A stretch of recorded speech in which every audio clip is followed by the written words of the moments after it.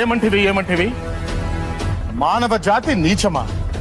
ఎంత మాట వైతరిని వరకు వెంటాడి వేధించి ముప్పుతిప్పలు పెట్టి మీ ధర్మసూత్రములను మంటగలిపి పతి ప్రాణములు దక్కించుకున్న నారీమణి సావిత్రిదే జాతి మానవ జాతి. తన భక్తితో సాక్షాత్ పరమశివుణ్ణే ప్రత్యక్షము గావించి మీ పాసమును సైతం గడ్డిపోచగా నుంచి ప్రాణహరులైన మిమ్ములనే ప్రాణభయంతో పరుగులెత్తించిన పసివాడు మార్కండేయునిదే జాతి మానవ జాతి.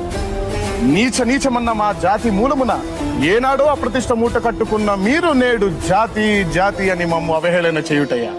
ఎంత అవివేకం, ఎంత అజ్ఞానం, ఎంత కుసంస్కారము.